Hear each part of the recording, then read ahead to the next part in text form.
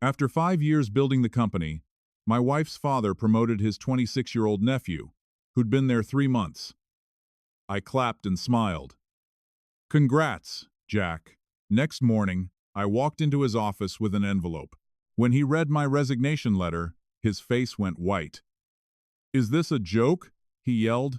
"My name is Marcus Hayes and I'm 44 years old, standing in this sterile conference room that smells like burnt coffee and disappointment, clapping my hands together like some trained seal, while my whole damn world crumbles around me. The fluorescent lights buzz overhead, casting that sickly yellow glow that makes everyone look like they're dying. And maybe that's fitting because something inside me sure as hell is. Jack Monroe, my wife's cousin, this 26-year-old kid who still asks me how to work the copy machine, just got announced as our new regional director. 3 months. The bastard's been here exactly 3 months. And now he's got the corner office with a view of downtown while I'm still crammed into that shoebox next to the supply closet. 5 years I've been busting my ass for this company, building their logistics network from the ground up, staying late, coming in on weekends, missing Sophia's soccer games because the shipment from Phoenix needs to be tracked personally.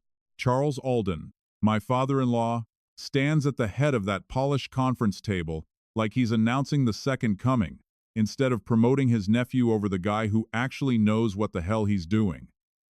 His silver hair is perfectly styled. His suit probably costs more than I make in a month. And that smile, God, that smile makes me want to punch something. Jack brings fresh energy to our team, he's saying, his voice all smooth and practiced like he's giving a speech at the country club.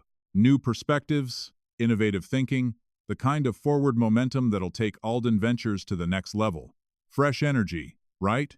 The kid can barely manage his email without calling me over to explain why his computer is acting weird. When really he just forgot his password again. But there he sits, grinning like he won the lottery, probably already planning how he's going to redecorate my office. Excuse me, his office now. The one I helped design when we expanded last year. The one where I spent countless hours developing the supply chain protocols that made this company profitable.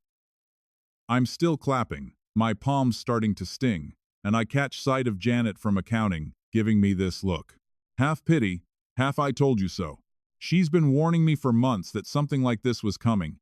But I kept thinking Charles would do the right thing. Family or not, merit matters, right? Apparently, I was wrong. Dead wrong. The thing that really gets me is how they're all looking at me, waiting to see if I'm going to crack, if I'm going to make a scene. My coworkers, people I've worked alongside for years, they know this is unfair. They know I should be sitting where Jack is, but they're all scared for their own jobs, so they keep clapping and nodding like puppets on strings. Can't blame them, really. We've all got mortgages to pay. I know you'll all give Jack the same support you've given me over the years, Charles continues. And I swear to God, the irony is so thick you could cut it with a knife. Support. I've been carrying this company's logistics department single-handedly, while he plays golf with clients and takes 3-hour lunches. But sure, let's talk about support. Jack stands up, skinny kid, nervous energy, probably still shopping in the boys section, and clears his throat. Thanks, everyone. I'm really excited to work with such a talented team. His voice cracks a little on talented, and I almost feel sorry for him. Almost. Then I remember that he's about to be making twice what I make, while I train him how to do the job I should have gotten. The meeting's winding down now. People starting to file out, murmuring their congratulations and making plans for lunch. I should leave. I should walk out of here and go back to my desk and pretend like this is normal, like this is just how business works. But my feet feel like they're glued to the industrial carpet, and there's this pressure in my chest like someone's sitting on my rib cage. Charles is shaking hands with Jack, probably giving him some wise grandfather advice about leadership and responsibility.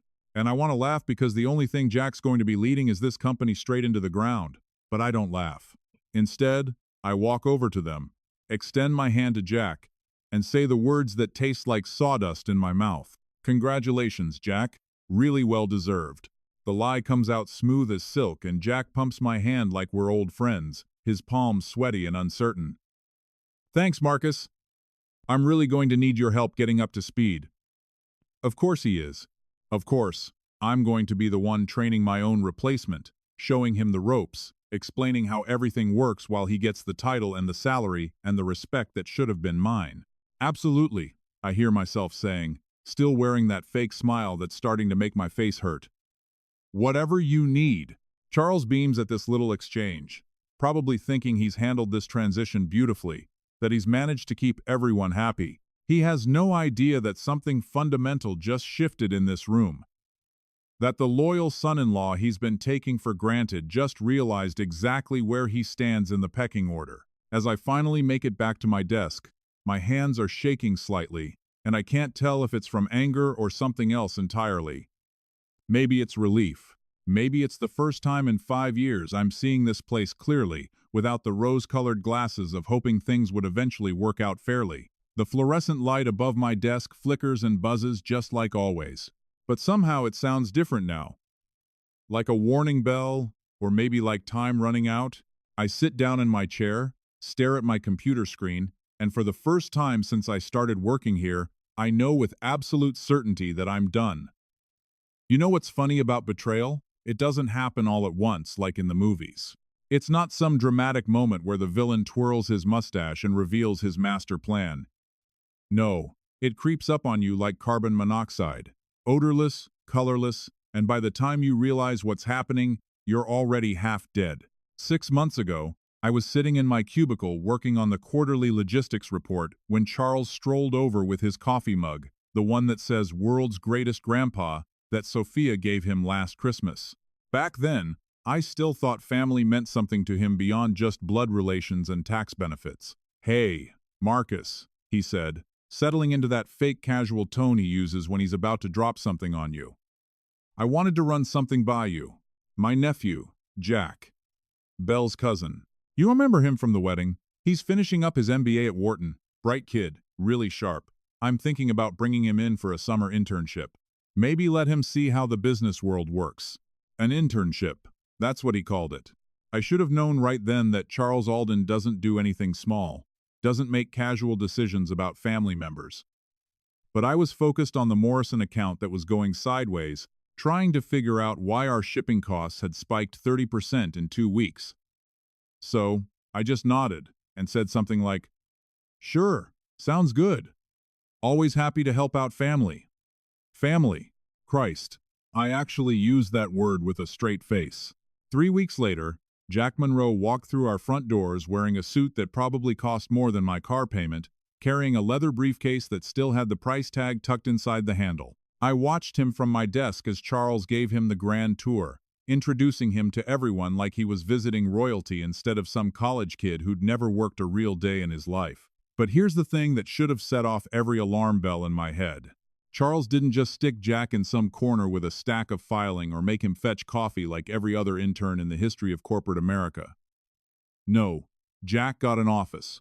Not a big one, but an office with a door and a window and his name on a little placard that read Jack Monroe, Management Trainee, Management Trainee, not intern, not summer help, Management Trainee. And where was this office located? Right next to Charles's corner suite. Close enough that they could chat through their open doors about golf handicaps and stock portfolios, while the rest of us worker bees buzzed around trying to keep the company running. I trained him because that's what you do when you're a professional, when you still believe in doing the right thing, even when your gut is screaming that something's off. Jack was eager enough. I'll give him that. He asked a million questions, took notes on everything, stayed late, sometimes trying to understand how our vendor relationships worked. Part of me even liked the kid. He reminded me of myself when I first started. All ambition and energy and hope that hard work actually meant something. But I started noticing things. Little things at first, like how Charles would call Jack into closed-door meetings that could have been emails. How Jack suddenly knew details about upcoming contracts that I hadn't been briefed on yet. How he'd casually mention conversations with department heads that happened when I wasn't around. The real wake-up call came about 2 months into Jack's internship. I was working late, trying to sort out a mess with our Phoenix distributor, when I heard voices coming from Charles's office. The door was cracked open just enough that I could see them sitting across from each other. Charles behind his massive oak desk, and Jack in one of those expensive leather chairs that probably cost more than most people make in a week. Marcus is dependable, Charles was saying, his voice carrying the tone he uses when he's explaining something to a child. He knows the systems inside and out, understands our clients, keeps everything running smooth. But Marcus doesn't have the credentials, doesn't have the vision for where this company needs to go. He's blue-collar smart, not boardroom smart. I felt something cold settle in my stomach, but I kept listening. You've got the degree, Jack. MBA from Wharton. That opens doors that Marcus's experience never will. And more importantly, your family. This company's been in the Alden name for 3 generations. I need someone I can trust completely. Someone who understands that loyalty goes both ways. Jack's voice was quieter, harder to hear, but I caught enough. What about Marcus? He's family too, isn't he? Married to Belle and all? Charles laughed, and it was the kind of laugh that makes your skin crawl. Marriage is just paperwork, son. Blood is forever. Marcus is useful, don't get me wrong. He'll make an excellent number 2. Perfect for handling the day-to-day operations while you focus on strategy and growth. Number 2. After 5 years of building this place from the ground up, after missing family dinners and weekend barbecues and my daughter's school plays, I was going to be the number 2 to a kid who didn't know the difference between a bill of lading and a packing slip. That's when it all clicked into place, like puzzle pieces falling into a picture I didn't want to see. This wasn't about Jack learning the business or getting some real-world experience before heading off to his daddy's law firm or whatever. This was about Charles grooming his replacement, and I was just the hired help who'd been stupid enough to think that marrying into the family meant I was actually part of it. I crept back to my desk, grabbed my jacket, and drove home in silence while my brain tried to process what I just heard. Belle was already asleep when I got there, and I sat in my kitchen drinking a beer and staring at the photos on our refrigerator. Sophia at her last soccer game. The 3 of us at Disney World 2 summers ago. Charles and his wife at our wedding, all smiles and promises about family sticking together. I wasn't being overlooked for the promotion I deserved. I was being used, plain and simple, kept around just long enough to train my replacement and make sure the transition went smoothly. And the worst part? I'd been grateful for the opportunity. Belle always had this way of cutting through my nonsense with surgical precision. Like, she could see right through all the excuses and rationalizations I'd built up over the years. We'd been married for 18 years, and in that time, she'd watched me take hits that would have sent most guys straight to HR or out the door looking for a new job. But not me. Never me. You let people walk over you, Marcus, she'd said about 6 months ago, standing in our kitchen with that look she gets when she's trying to decide whether to hug me or shake some sense into me. We just gotten back from one of Charles's dinner parties. You know, the kind where he invites all the department heads and their spouses over to his mansion so we can pretend we're all one big happy family while he reminds everyone exactly who signs the paychecks.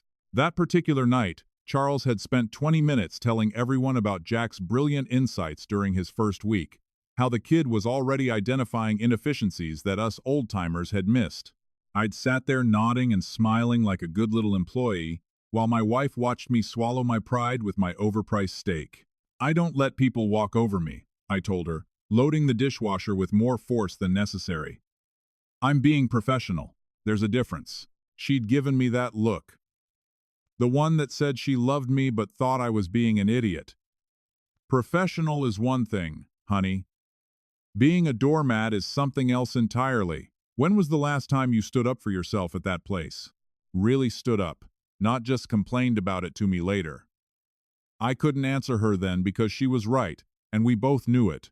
I built a career out of keeping my head down, doing the work, believing that eventually someone would notice and reward all that quiet dedication. But quiet dedication doesn't get you promoted when the boss's nephew needs a job, does it? Now, here I am 3 days after watching Jack get handed my future on a silver platter, lying in bed at 2 o'clock in the morning, staring at the ceiling fan that's been making that weird clicking noise for 6 months that I keep forgetting to fix. Belle's asleep next to me, breathing soft and steady, and I'm thinking about what she said, about being a doormat, about standing up for myself. The worst part is thinking about Sophia. My daughter's 16 now, all legs and attitude, and dreams about becoming a marine biologist because she wants to save the ocean, or some equally impossible and beautiful thing that only teenagers can believe in completely. She looks at me like I'm Superman. Like I've got all the answers and the world makes sense because Dad's got everything under control. What kind of example am I setting for her? What am I teaching my daughter about self-respect and standing up for what's right when I can't even stand up for myself in my own workplace?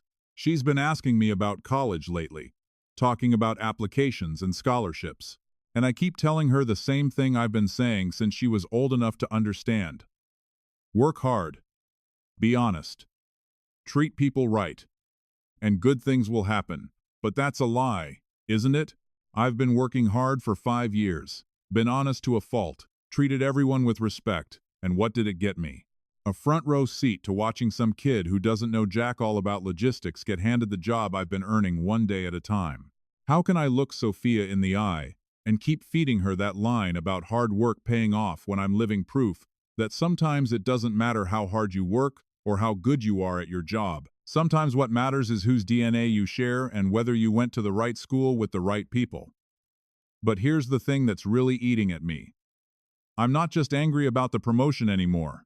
I'm angry at myself for being surprised, for being naive enough to think that family meant I was safe, that loyalty was a two-way street in the Alden household. I'm angry that I've spent so many years making excuses for Charles's behavior, telling myself he was just a demanding boss when really he was just an asshole with a trust fund. And I'm scared of what happens next. Scared of walking away from the only job I've had since college. Scared of starting over at 44 with a mortgage and a kid who's counting on me to pay for her education. It's easy to talk tough when you're young and stupid and don't have anything to lose. It's a lot harder when you've got responsibilities and people depending on you. But you know what scares me more than starting over? The idea of staying put, of spending the next 20 years training other people's kids to be my boss, of watching Sophia grow up thinking her dad's okay with being treated like garbage as long as the paycheck clears. Belle shifts next to me, making that little sound she makes when she's dreaming. And I think about waking her up, telling her what I'm thinking about doing. But I already know what she'd say. She'd tell me she's proud of me for finally growing a backbone. She'd probably say she's been waiting years for me to get mad enough to do something about it. The ceiling fan keeps clicking, and somewhere in the distance, I can hear a train whistle. Probably the freight line that runs behind the industrial park where our warehouse is located. I've heard that sound 1,000 times driving to work. But tonight it sounds different. Tonight it sounds like it's calling me somewhere else, somewhere better. I reach over to my nightstand and grab my phone, opening up my notes app. My fingers hover over the keyboard for a second, and then I start typing. Dear Charles, please accept this letter as my formal resignation from Alden Ventures effective 2 weeks from today's date. My mistake to make, right? Well, maybe it's time I started making some mistakes that actually matter. Friday morning came like a reckoning, gray and cold with that kind of drizzle that makes everything look depressing as hell. I've been carrying that resignation letter in my jacket pocket for 3 days, folded up neat and clean in a white envelope with Charles's name written across the front in my best handwriting. Every time I reached for it, every time I thought about walking into his office and ending this charade once and for all, I'd chicken out and tell myself I needed more time to think it through. But Thursday night changed everything. I'd gotten home from another soul-crushing day of watching Jack fumble through basic spreadsheets while everyone praised his fresh perspective. And Sophia was at the kitchen table doing her homework. She looked up when I walked in, and I swear to God I saw something in her eyes that made my chest tight. Pity. My own daughter was looking at me with pity. Dad, she'd said, closing her chemistry textbook. Are you okay? You seem really tired lately. Tired? Jesus. I wasn't tired. I was dying inside, one small humiliation at a time. And my 16-year-old daughter could see it written all over my face. That's when I knew I couldn't wait another day. Couldn't spend another weekend rehearsing speeches in my head or making excuses about why Monday would be better. So, here I am standing outside Charles's office at 9:47 a.m.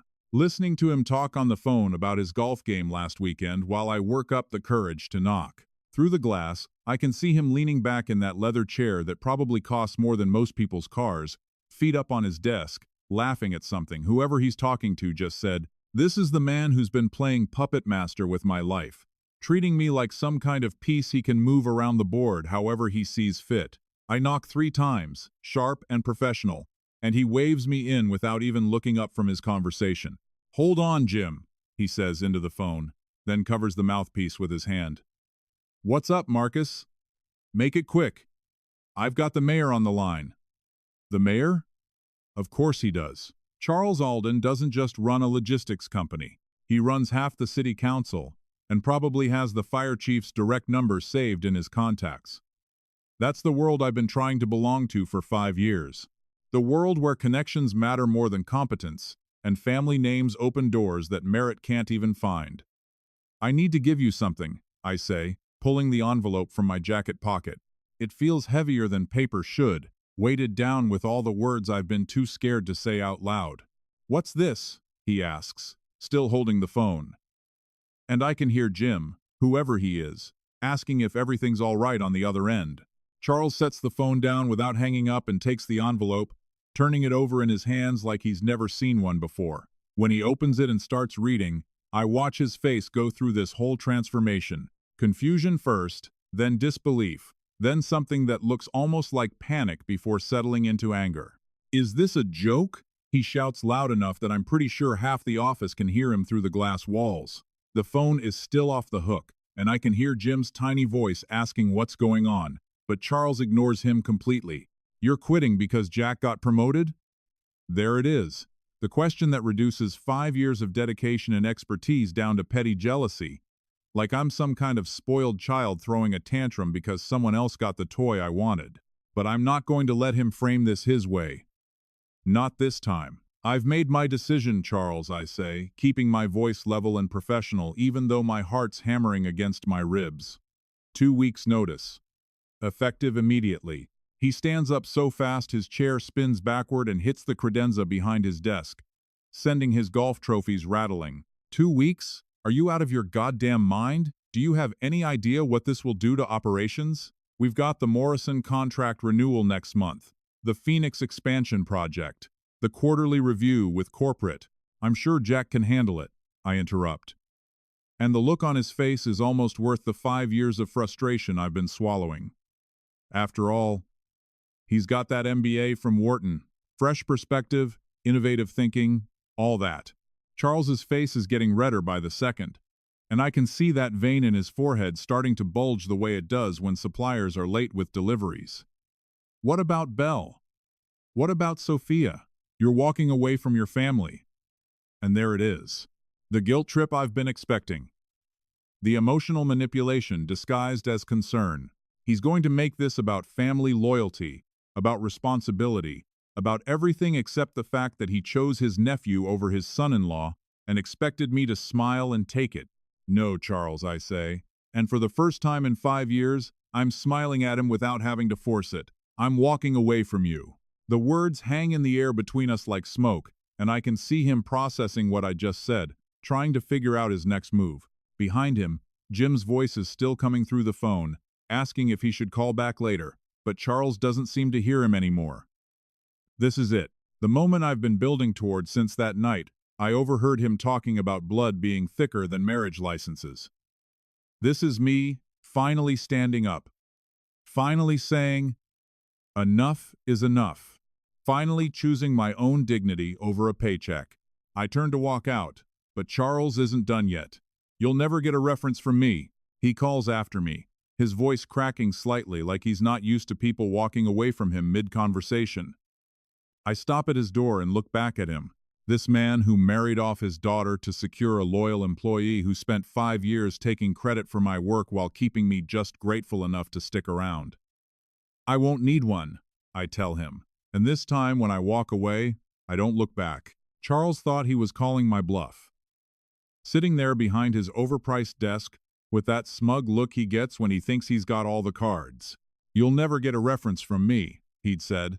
Like that was supposed to send me crawling back with my tail between my legs begging for forgiveness and promising to be a good little employee who knows his place.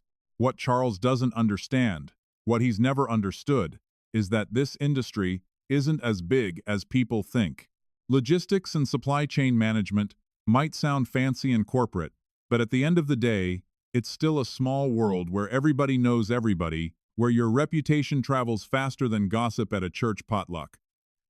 I've been smart about this, smarter than Charles gave me credit for.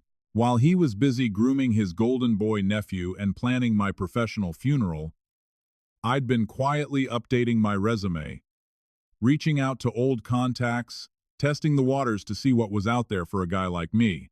Not because I was planning to leave. Hell, 2 weeks ago, I was still hoping things might work out.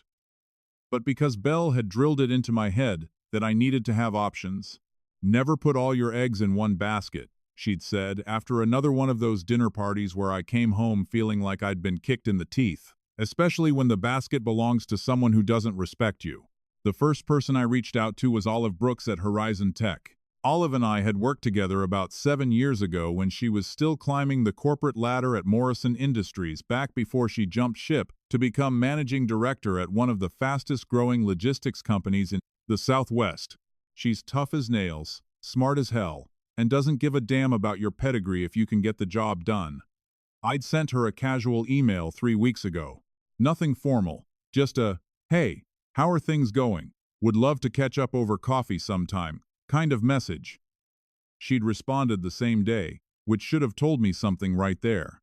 "Marcus, great to hear from you. I've been following your work at Alden Ventures through the industry reports. Impressive stuff with the Phoenix distribution network. Let's definitely grab lunch soon." Then, there was Rudy Marlowe at Westline Logistics. Rudy's one of those guys who's been in the business since before computers. Started loading trucks when he was 18 and worked his way up to regional operations manager through pure grit and determination. He'd been trying to poach me for 2 years, sending me Christmas cards with little notes like, "Doors always open if you get tired of working for amateurs." The thing about this industry is that results speak louder than diplomas. And my results have been speaking pretty damn loudly for the past 5 years. The Phoenix distribution network that Olive mentioned, that was my baby. A logistical nightmare that everyone said couldn't be done until I figured out how to cut shipping times by 30% and reduce costs by almost 20%. The Morrison contract that Charles was so worried about losing. I've been the point person on that account for 3 years. Built a relationship with their procurement team that went way beyond just vendor-client. People talk in this business. They know who's really doing the work and who's just taking credit for it. They know that Charles Alden inherited his company from his daddy and has been coasting on family money and political connections ever since. They know that the real brains behind Alden Ventures' recent success has been the guy who married the boss's daughter and never got the recognition he deserved. So, when I walked out of Charles's office with my dignity intact and my resignation letter delivered, I wasn't walking into the unknown. I was walking toward opportunity that had been waiting for me to grow a spine and reach for it. My phone buzzed before I even made it back to my desk. Text message from Olive. "Heard through the grapevine that you might be exploring new opportunities. Coffee this afternoon? I've got something that might interest you." The grapevine. Jesus. News travels fast in this business. I hadn't even cleaned out my desk yet, and already people were talking. But that's the thing about having a reputation. When you've spent years doing good work, people notice when you become available. I texted her back. "Coffee sounds great. 3:00 p.m. At Brewers. Perfect. And Marcus, bring your resume." While I was typing my response, my work phone rang. Rudy Marlowe's name popped up on the caller ID, and I almost laughed out loud. "Marcus," his gravelly voice boomed through the receiver. "Tell me it's true. Tell me you finally told that pompous-ass father-in-law of yours to shove it." "News travels fast," I said, glancing around the office to see if anyone was listening. Jack was in Charles's office now, probably getting an emergency briefing on damage control, while the rest of the team pretended to work while obviously trying to figure out what all the shouting had been about. "Faster than bad checks, my friend. So, what's your plan?" Please tell me you're not going to waste time with one of those corporate headhunters who will promise you the moon and deliver a pay cut. I'm exploring my options, I said, keeping it professional, even though part of me wanted to tell Rudy exactly what I thought about Charles and his whole nepotistic empire. Well, explore this. West Line's opening a new Southwest division. We need someone who knows the territory, knows the players, and isn't afraid to get his hands dirty. Salaries negotiable. Benefits are solid. And best of all, you'd be working for people who actually respect talent over family trees. I could hear Jack's voice through Charles's office door, high-pitched and nervous, probably asking what he was supposed to do about the Morrison renewal, without me there to hold his hand. Part of me felt bad for the kid. He hadn't asked to be thrown into this mess. Hadn't asked to be the weapon Charles used to cut me down to size. But that was Charles's problem now, not mine. Send me the details, Rudy, I said. I'll take a look. Already in your inbox, along with the contact info for our HR director, Marcus. I'm not going to blow smoke up your ass. This industry needs guys like you. Guys who actually know what they're doing instead of just talking a good game. Charles Alden just made the biggest mistake of his professional life, and his loss is going to be somebody else's gain. After I hung up, I sat at my desk for a minute looking around at the office that had been my second home for 5 years. The motivational poster on the wall that said, "Teamwork makes the dream work." The coffee-stained carpet that maintenance never quite managed to clean properly. The view of the parking lot where I'd spent countless lunch breaks eating sandwiches in my car while working through vendor problems on my phone. I wasn't going to miss this place. But more importantly, I was starting to realize that this place was going to miss me a hell of a lot more than I was going to miss it. You know what they say about watching a train wreck. You can't look away even when you know it's going to be ugly as hell. That's what my last 2 weeks at Alden Ventures felt like. Except I wasn't just watching the wreck happen. I was living in the middle of it while trying to maintain some shred of professional dignity. I could have been petty about it. God knows, I had every reason to be. I could have walked out that Friday afternoon and left Jack to figure out 5 years' worth of systems and relationships on his own. Could have let Charles deal with the fallout of promoting an inexperienced kid over the guy who actually knew how to run the operation. Part of me wanted to do exactly that. Wanted to watch the whole thing burn down from a safe distance while sipping a beer and saying, "I told you so." But here's the thing about being a professional. It's not something you can turn on and off like a light switch. It's either who you are or it isn't. And I've never been the kind of guy who can walk away from people who are counting on me even when their boss is a backstabbing jerk who thinks family means blood and nothing else. The team I trained over the years, Janet from accounting, Mike from shipping, Sarah who handled client communications. They didn't deserve to get caught in the crossfire of Charles's nepotism experiment. These were good people who'd busted their asses alongside me, who'd stayed late when deadlines got tight, and came in on weekends when emergencies popped up. They trusted me to have their backs, and I wasn't about to screw them over just because their boss had screwed me. And then there were the clients. Companies like Morrison Industries and Westfield Manufacturing, who'd built relationships with me personally over the years, who called my direct line when they had problems, because they knew I'd get things sorted out fast and right the first time. These weren't just account numbers on a spreadsheet. They were real businesses with real people depending on our services to keep their operations running smooth.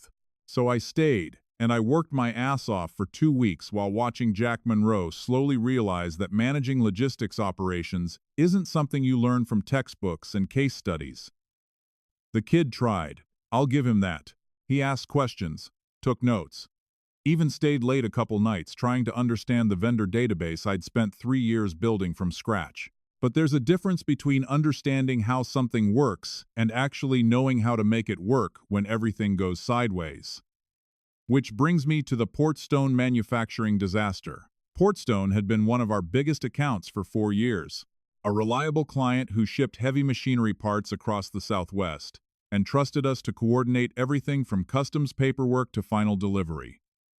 Their logistics manager, Tom Brennan, was old school. The kind of guy who valued relationships over contracts and expected you to answer your phone when he called, even if it was 6 p.m. on a Friday. Jack's first week flying solo, Tom calls with an emergency. 3 containers of critical parts sitting in Long Beach. Customs hold because of some paperwork, snafu, and Portstone's assembly line scheduled to shut down Monday morning if those parts don't make it to Phoenix by Sunday night. This is the kind of crisis that happens maybe twice a year. The kind that separates the professionals from the pretenders. I'm at my desk, supposedly training Jack on quarterly reporting procedures when his phone rings. I watch him answer, see his face go pale, as Tom explains the situation. Watch him fumble through our customs broker contact list like he's never seen it before. Mr. Brennan, Jack says, his voice getting higher with each word. Let me check on that and get back to you. He hangs up and looks at me with pure panic in his eyes. Marcus, I need help. There's some problem with customs in Long Beach, and this guy is talking about shutting down production lines, and I don't even know who we use for customs clearance. I could have told him to figure it out himself. Could have reminded him that he's the director now. That this is exactly the kind of decision-making he's getting paid the big bucks to handle. Instead, I pulled up the contact list, called our customs broker directly, and spent the next 4 hours coordinating with 3 different agencies to get those containers cleared and loaded onto emergency transport. By Sunday morning, the parts were in Phoenix and Portstone's assembly line started up right on schedule. Tom Brennan called Jack personally to thank him for pulling off another miracle. And Jack accepted the praise like he'd done anything more than hold the phone while I worked. But that was just the beginning. Over the next week, I watched Jack stumble through vendor negotiations he didn't understand, approve shipping routes that made no financial sense, and schedule deliveries that conflicted with driver availability. Every day brought a new crisis, and every day I found myself stepping in to clean up the mess before it became a disaster. The emergency protocols I developed over 5 years, who to call when shipments went missing, how to reroute deliveries around weather delays, which vendors could be trusted to handle rush orders. Jack had no clue about any of it. I started documenting everything, writing out step-by-step procedures for situations that used to be second nature to me. Not because I wanted to help Jack succeed. Hell no. I did it because I could see the writing on the wall. Could see that Alden Ventures was about to lose clients, and I didn't want the people I'd worked with to get blamed for management stupidity. Charles, meanwhile, was getting more desperate by the day.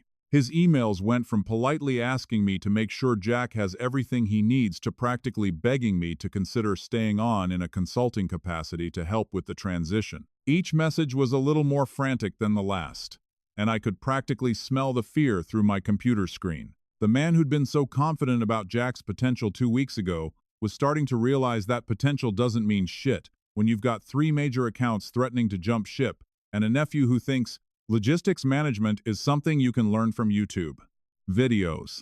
But I kept showing up, kept doing the work, kept making sure that when I walked out that door for the last time, no one could say I'd burned the place down on my way out.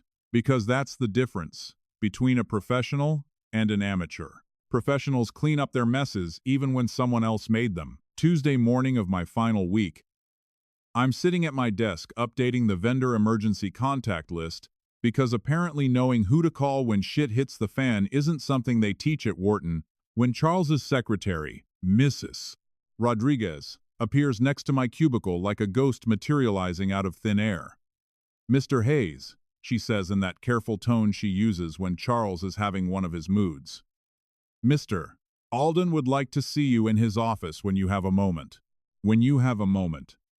That's corporate speak for, drop whatever you're doing and get your ass in here right now, but delivered with enough politeness that Charles can pretend he's being respectful. Mrs. Rodriguez has been Charles's secretary for 12 years, and she's got that diplomatic thing down to an art form. She knows exactly what kind of shitstorm has been brewing since I handed in my resignation. And the look in her eyes tells me she's rooting for me. "Tell him, I'll be right there," I say, saving my work and taking a deep breath. I've been expecting this conversation for days, watching Charles get more agitated as the reality of my departure sinks in. Yesterday, I caught him standing outside Jack's office, just listening to the poor kid struggle through a phone call with one of our freight brokers, and the expression on Charles's face was pure panic, barely held in check. Charles's office looks different somehow when I walk in. Smaller, maybe, or just less impressive than it used to be. He's not behind his desk this time. Instead, he's sitting in one of the leather chairs he usually reserves for important clients, trying to look casual and friendly, like we're just two guys having a chat instead of employer and soon-to-be former employee. "Marcus," he says, gesturing to the chair across from him with a smile that doesn't reach his eyes. "Sit down. Please. I think we need to talk." I sit, but I don't relax.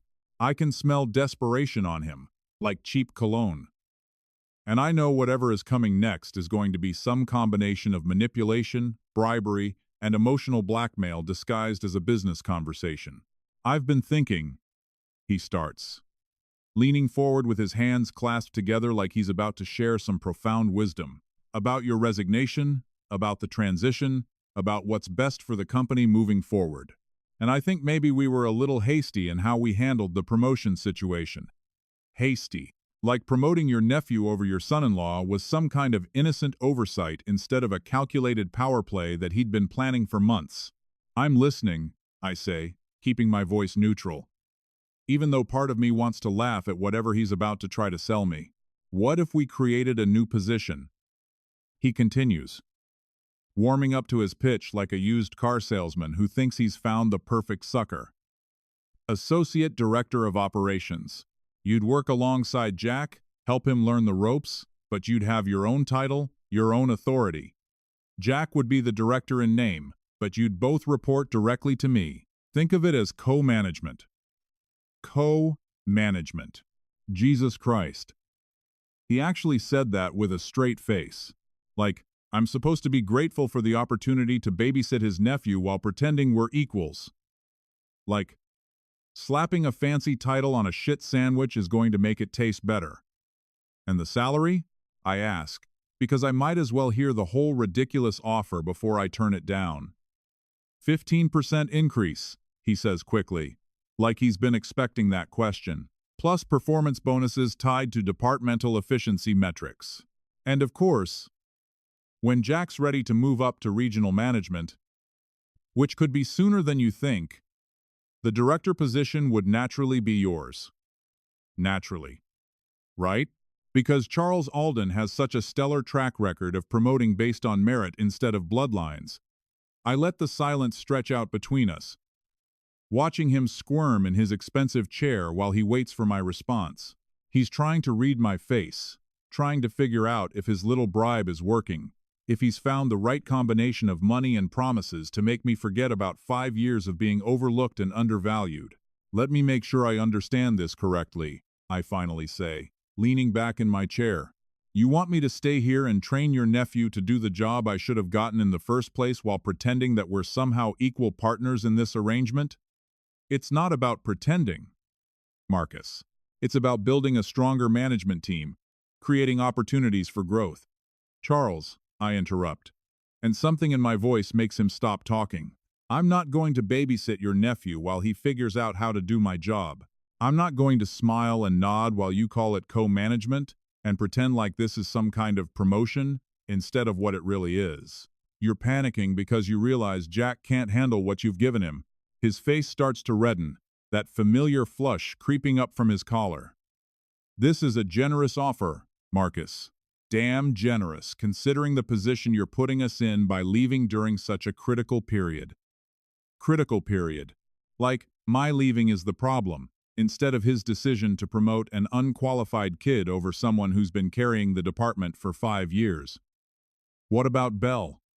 What about Sophia?" He tries again, switching tactics like a politician who's lost the crowd. "This affects them, too, you know?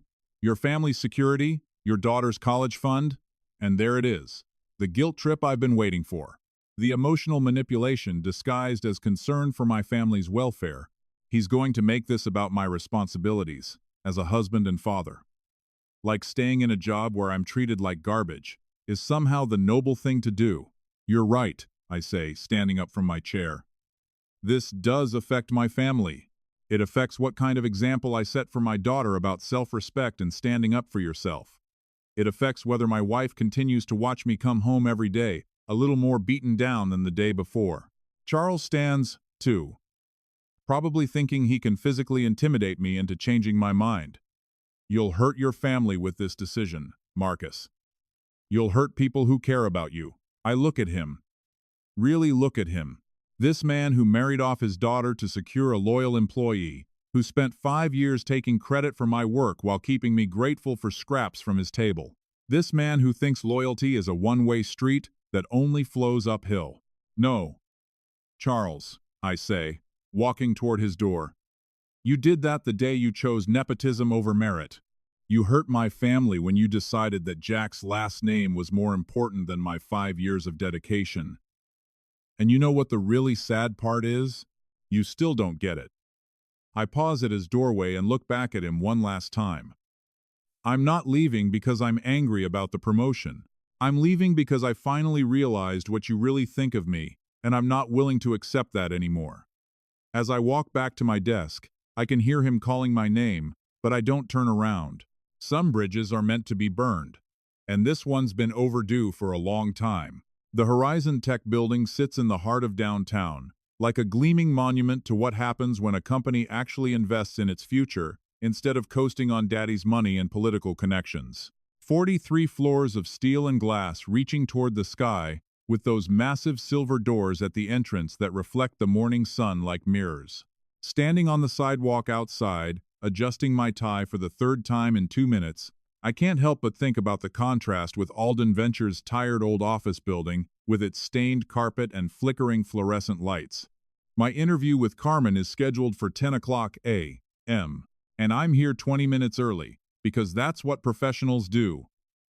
They show up prepared, on time, and ready to prove their worth, not like Jack Monroe, who probably still needs GPS to find the bathroom in his own office building. The lobby is all polished marble and modern art with a security desk manned by guys who look like they actually know what they're doing instead of just collecting paychecks. I give my name to the receptionist, a sharp-looking woman who greets me with a genuine smile instead of the barely concealed boredom I've gotten used to at Charles's place. Mr. Hayes, she says, checking her computer screen. Miss, East is ready for you. Take the express elevator to the 38th floor. Her assistant will meet you there. The elevator moves so smoothly, I barely feel it climbing, and when the doors open on 38, I'm looking at a workspace that actually looks like it belongs in the 21st century. Open floor plans that encourage collaboration, natural light streaming through floor-to-ceiling windows. People who look like they enjoy coming to work instead of counting down the hours until 5 o'clock. Carmenice's office overlooks the river, and she's standing at the window when her assistant shows me in. She turns around with a smile that reaches her eyes, extending her hand for a firm handshake that tells me everything I need to know about how she does business. Marcus, she says, gesturing toward a conference table by the window, instead of making me sit across from her desk like some kind of supplicant. Great to finally meet in person. I've been following your work at Alden Ventures for years. Following my work, not Charles's work, not the company's work, but mine specifically. It's been so long since someone recognized my individual contributions that I almost don't know how to respond. The Phoenix distribution network was particularly impressive, she continues, settling into her chair with a coffee mug that says, "World's okayest boss." The kind of self-deprecating humor that Charles would never understand. Cutting shipping times by 30% while reducing costs. That's the kind of innovative thinking we need here at Horizon Tech. We talked for an hour about logistics challenges, about the changing landscape of supply chain management, about the difference between companies that embrace change and companies that resist it until they're forced to adapt or die. Carmen doesn't just ask about my experience. She asks about my vision, my ideas for improving efficiency, my thoughts on where the industry is heading. Here's the thing, Marcus, she says, leaning forward with the kind of intensity that tells me she's about to get serious. We're expanding our Southwest operations.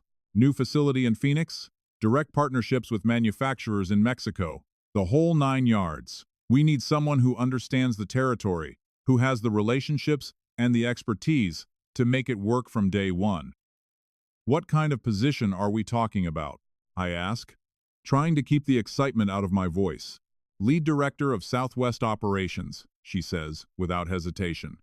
Your own team, your own budget, full authority to structure things however you think works best. No co-management nonsense. No training your replacement. Just you running the show the way you know it should be run. The salary she mentions makes my head spin. 40% higher than what Charles was paying me. Plus, performance bonuses that could push it even higher. Better health insurance. Better retirement plan. 3 weeks paid vacation, starting immediately, instead of the 5-day maximum Charles allowed. But the real selling point isn't the money. Though God knows that doesn't hurt. It's the respect.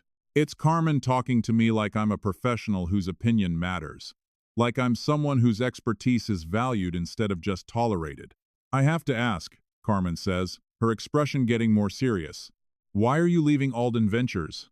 5 years is a long time to walk away from, especially when you've built something as successful as that Phoenix network. I could give her the diplomatic answer. Something about seeking new challenges and opportunities for growth. But Carmen strikes me as someone who appreciates honesty. Someone who's dealt with enough corporate bullshit to recognize it when she hears it. Charles Alden promoted his nephew over me. I say simply, kid's got an MBA from Wharton and 3 months of experience. I've got 5 years of results and a track record of success. Family connections won the day. Carmen nods like she's heard this story before. Like she knows exactly how the old boys network operates and why companies like Alden Ventures keep losing talent to places like Horizon Tech. Their loss, she says, standing up and extending her hand again. Welcome to Horizon Tech, Marcus. When can you start? 2 weeks later, I'm cleaning out my desk at Alden Ventures for the last time, packing up 5 years of memories and frustrations into a cardboard box that doesn't seem nearly big enough to hold everything I'm leaving behind. Jack avoids eye contact when he walks past. Probably still trying to figure out how to handle the Morrison account renewal without me there to hold his hand.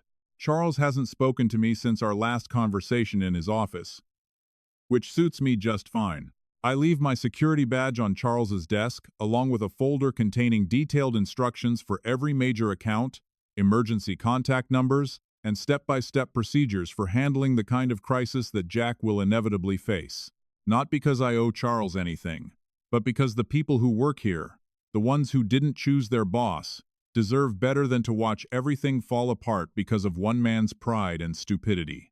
Walking out through those glass doors for the last time, carrying my box of personal items and my head held high, I don't look back. Tomorrow morning, I start fresh at Horizon Tech, working for people who value competence over connections, results over relationships. For the first time in 5 years, I'm actually excited about going to work. 6 months into my new life at Horizon Tech, I'm sitting in my corner office. My actual corner office with windows that look out over the mountains instead of a parking lot, when Carmen walks in carrying a magazine with a grin that tells me she's got news. Take a look at this, she says, dropping the latest issue of Southwest Business Journal on my desk like it's Christmas morning. The cover story hits me like a punch to the gut, except instead of pain, it's pure satisfaction flowing through my veins. There's Charles Alden's face looking about 10 years older than when I left. Under a headline that reads, Alden Ventures loses 60% of major clients following management shakeup and nepotism allegations. I flip through the article, and it's even better than the headline promised. Portstone Manufacturing terminated their contract after what the article diplomatically calls service delivery failures. But what I know was probably Jack screwing up another emergency shipment. Lancaster Group followed suit 3 weeks later, citing concerns about operational competency. Delmier Heavy Industries. The account I'd personally nursed back to health after their previous logistics provider screwed them over, jumped ship to our biggest competitor with a statement about seeking more experienced management. The article quotes an unnamed industry source, saying, "When you promote family over talent, this is what happens." Marcus Hayes was the operational backbone of that company, and losing him exposed just how thin their actual expertise really was. It gets better, Carmen says, settling into the chair across from my desk. Keep reading. The financial details are brutal. Stock price down 40%, layoffs across 3 departments, and a board of directors that's apparently decided Charles's leadership style isn't working out so well anymore. The article mentions that Charles stepped down to pursue other opportunities, which is corporate speak for got his ass fired by people who care more about profits than family loyalty. But the real kicker is buried in the last paragraph. Former regional director Jack Monroe, nephew of company founder Charles Alden, resigned his position last month to pursue additional education opportunities. Sources close to the company suggest Monroe's departure was related to operational difficulties following the loss of key personnel. Additional education opportunities. The kid went back to school, probably to learn what he should have known before Charles handed him a job he wasn't qualified for. Part of me feels bad for Jack. He never asked to be thrown into that mess, never asked to be the weapon Charles used to cut me down.